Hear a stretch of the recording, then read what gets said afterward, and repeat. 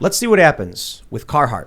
BBC reports Carhartt facing calls for boycott over vaccine mandates. The outcry comes amid a fierce debate over the U.S. COVID-19 jabs. This month, SCOTUS said the government could not force large employers to make COVID-19 vaccination or weekly testing mandatory. Companies, including the coffee chain Starbucks, have since reversed their plans. But in a recent memo to staff, Carhartt leaders said the Supreme Court decision had not changed the company requirements. Now, this is resulting in many people calling for a boycott. I'll tell you first, the funniest thing, I love it. I responded to this by saying, how about this? If you work for Carhartt and you don't want to get vaccinated, quit. My view on this is like, I'm not a communist. I'm not going to demand a private business be forced to employ me or if I don't want to work there, I won't. But for some reason, the left ragged on me for it. And the best part was on Reddit, they were like, but he's right, though. Like he's telling him to quit. What's wrong with that? Yeah, I don't think there's any actual principle, for the most part, behind what Carhartt is doing and behind what people, the establishment left and pro-mandate people believe. It's all tribal. If they can make fun of someone, quote unquote, on the right, they'll do it, even if they should be agreeing with it. Now, as for Carhartt, the company, what do you think? You think they're going to lose money on this deal? Listen, I know Carhartt because 90% of my wardrobe is Carhartt, right? You're not wearing Carhartt now, though. Oh, no, absolutely not. No, we're in Milwaukee tonight, right? Otherwise, it would have been, right? You could ask my wife. She'll confirm this. It's about 90% of my wardrobe is Carhartt. It's rural, rugged, blue-collar people, working-class people who are, by and large, anti-vaccine mandates. So it's an example of total tone deafness from a corporation about their core target demographic. And that is a real problem. And it's a problem for us too, because we can't just boycott everything, right? What am I going to go do? I'm going to take all my Carhartt clothes now and, burn them in the fire pit. Like dance around naked. Right. It's like, I love my Carhartt stuff and it really breaks my heart that they're doing this. But, at the same time, it's almost like, where are the options, right? Where's the non-woke company out there? And it's almost like everywhere you turn, it's every single corporation. You cannot escape it. Strangely, Starbucks, check this out from People, drops COVID vaccine and testing requirements for employees after Supreme Court ruling. So I live in West Virginia, not too far away from where we do this production. And I went to a coffee shop with my girlfriend. We wanted to go shop local. And so we went to this local shop with a big sign on the door saying you had to wear a mask. And I look behind me and it's like 100 feet away. It's longer than that. It's across the street. And I'm like, there's a Starbucks right there. They have no mask mandate.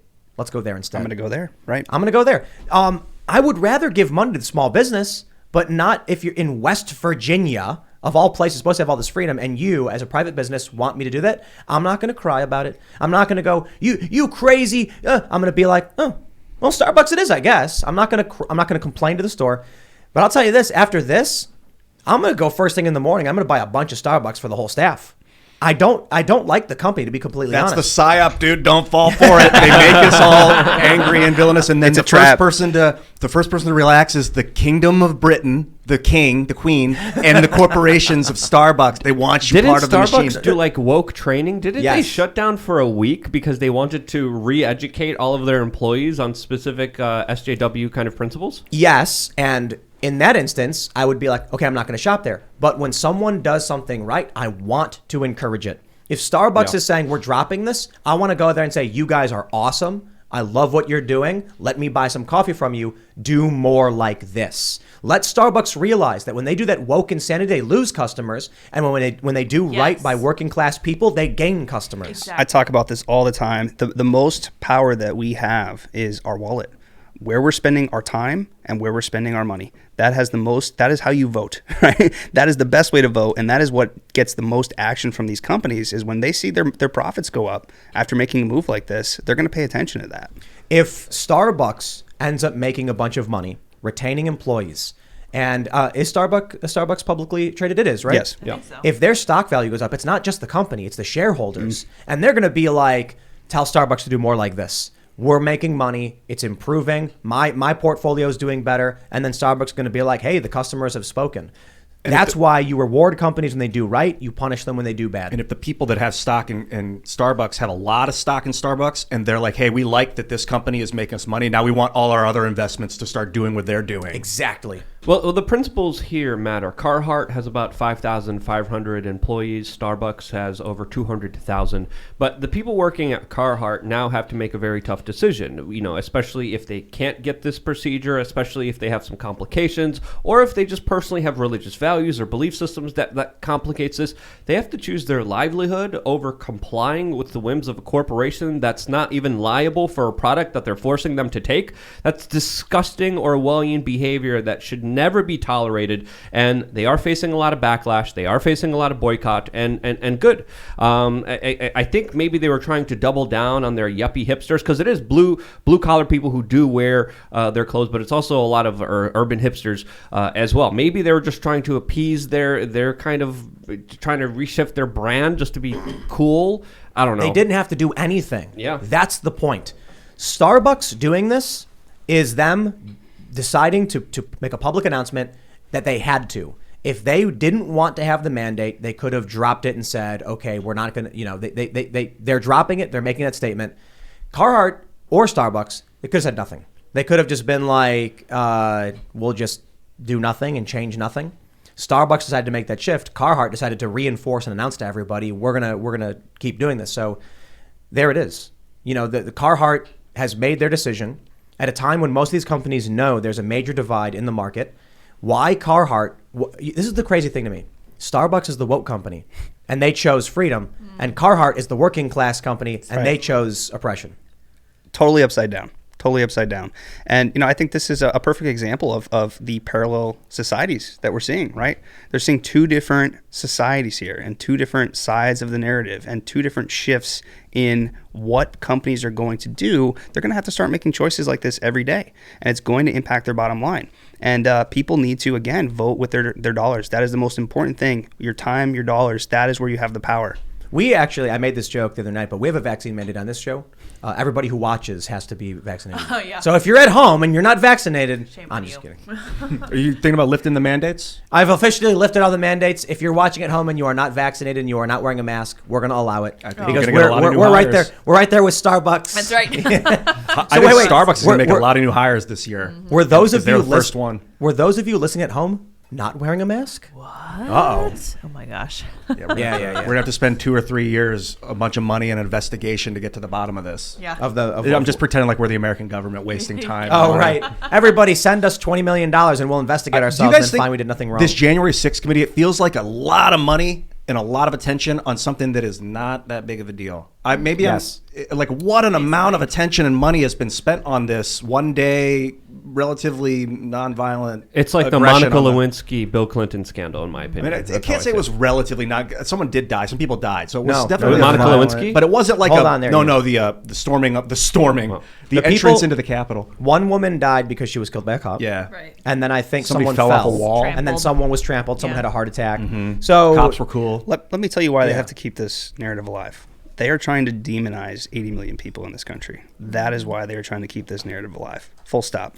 We all know, common sense people know, I think both on the left and the right, it really wasn't that big of a deal, okay? Not the deal that they're making it out to be. It was bad. They're going to keep dragging this on and milking this cow for as long as they can for the purpose of demonizing 80 million people in this country. That is what it's about. But you guys want to know something?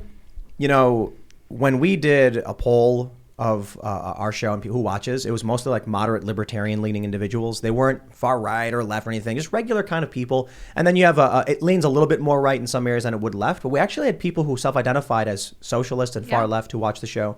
Some people watch it. Some people actually like watching it. But beyond this show, which is, I guess it's a big show, but Joe Rogan's a really big show. When you have Joe Rogan praising James O'Keefe, and that was incredible. That's awesome. And Joe actually defended me. I'm eternally grateful, Joe. That was I really do appreciate it. He was talking with James Lindsay. Joe's a regular guy who leans left. I mean, he's pro UBI. The regular people in this country aren't falling for any of this stuff anymore. The establishment can come out and scream January 6th or whatever they want, but regular people are just like, yo, we don't believe you. You've lost. We're not with you anymore. Your narrative is gone. CNN's ratings are 90% down. MSNBC 90% down. People aren't buying But it. you know what makes me nervous? Did you see that video of the kids? I don't know what country it was in, but they were asking the kids, I was France, I think. Do you want No, Quebec, Canada. Yeah, dude. Oh, you want vaccinated? So they're like, oh, yeah, these little 6-year-olds. And what do you do if someone's not vaccinated? You call the police. You take away everything from them until they comply. That was one of the response by the little girls who was speaking in French Canadian. It seems like there has been a de-escalation away from authority in society, but then a kind of brainwashing of children is happening now that I haven't seen a lot of, but that video was crazy. Yeah, their biggest fear is us waking up and stop the bickering between Democrat and Republican, left and right, and uniting together against the regime. That is their biggest fear. That is why they keep pumping all of these stories on both Fox and CNN constantly with the drama. What did AOC wear on her dress? What did she tweet today? All of this nonsense to keep us distracted and divided and focused on batting heads with one another instead of uniting and batting head against the dragon, right? What do you think would have happened if in 2015, or like as we're getting in the 2016 cycle, Bernie and Trump teamed up? That was so awesome.